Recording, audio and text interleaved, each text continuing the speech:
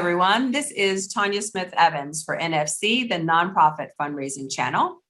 Did you know that according to the Urban Institute and other philanthropic monitoring groups, of all of the revenue raised by nonprofit organizations, 30% of it comes from government grants and contracts?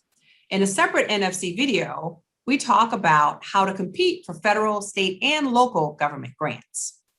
But for today's moneymaker, we are going to focus on government contracts. To help us better understand the difference between a grant and a government contract and how to map out your strategy to approach both, let me introduce to you my NFC co-host, Kurt Whedon. Hi, Kurt. Hey, Tanya. So let's start, Kurt, by clarifying some terms, folks. Can you help us understand grant versus contract? So let's start with government grants. You know, when the government transfers anything of value, whether it's cash or anything else, to a non-governmental agency, that's a grant, right? And as you noted, Tanya, for more details on how a nonprofit can compete for one of these grants, go to NFC's Moneymaker video on government grants. Now, a contract, though, is very different. It's essentially a way for the government to carry out its own mission by acquiring goods and services from a non-governmental agency, such as a nonprofit organization.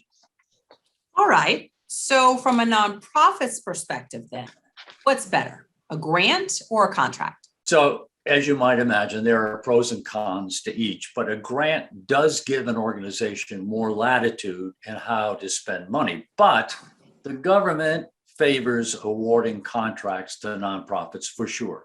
For every $1 allocated as a grant, the government dispenses $3 in contracts.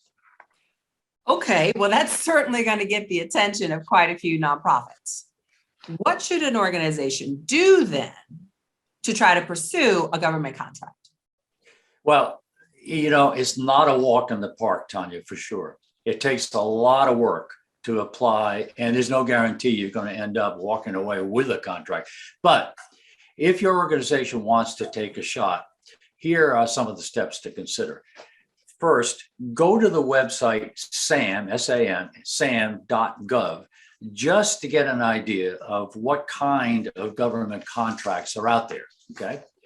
Once you access the SAM screen, go to the menu and click Contract Opportunities to find out if there are any government contracts that line up with your organization's interests and its capabilities. Enter a keyword.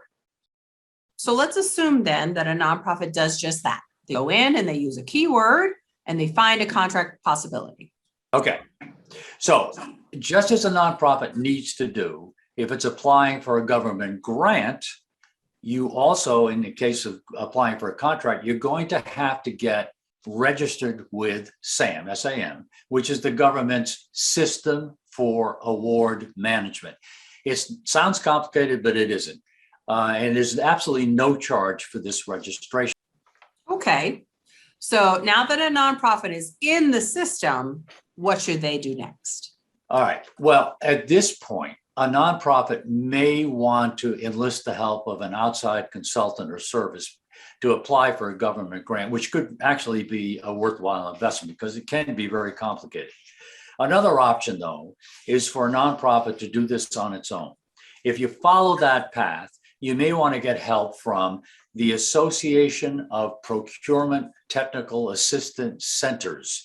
Now, they are also often referred to as APTAC. There's at least one of these centers in every state. And most of this organization's services are free. And it's a really good resource for finding state and local contract opportunities, as well as federal contract openings. Great. You've given us quite a few important takeaways today, Kurt, when thinking about nonprofits winning government contracts. Hey, you want other NFC nonprofit fundraising ideas? Well, hit the subscribe icon. Thanks so much for watching. We hope to see you again soon.